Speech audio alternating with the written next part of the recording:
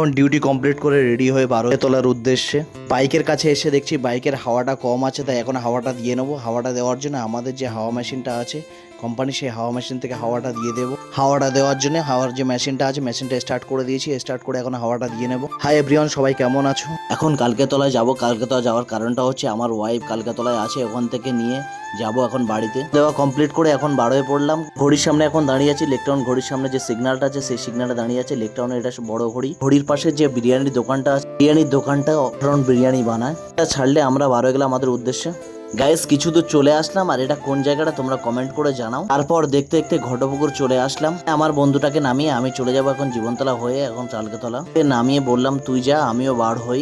তাই ও আমাকে টাটা করে দিচ্ছিল, আমিও টাটা করে আমিও বার হয়ে পড়লাম এখন আমার উদ্দেশ্যে। আর দেখতে দেখতে জীবনতলায়ও পৌঁছে গেলাম। জীবনতলায় এসে আমার পিসি ছেলের সাথে দেখা হয়ে গেল। আজুর দুটো ছেলে, একটা কোলে আজ। আজুর সাথে অনেকদিন পরে দেখা হলো, তাই খুব ভালো লাগছিল। আর ওকেও বলছিলাম তুই তো অনেক রোগা হয়ে গেছিস রে। ও বলছে হ্যাঁ রে, আমি অনেক রোগা হয়ে গেছি।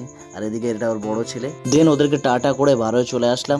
এখান থেকে পকোড়া নিয়ে নিলাম 7 পিস। পকোড়া নেওয়ার পরে এখন চলে যাব শালির বাড়িতে। ঢোকার পর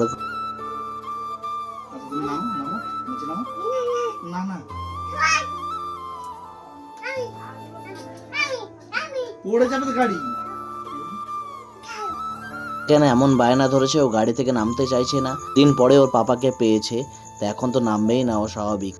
জ্বালিয়ে চলে যায় ও।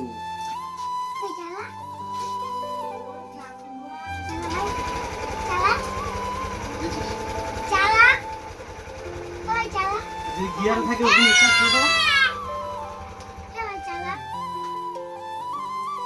করছে দেখো গাইস, একবার করে স্টার্ট করে আর একবার করে বন্ধ করে। গাইস ব্লগটাকে এখানেই শেষ করলাম, আর দেখা হবে অন্য কোনো ব্লগে। ভালো লাগলে লাইক কমেন্ট অ্যান্ড শেয়ার করে দিও।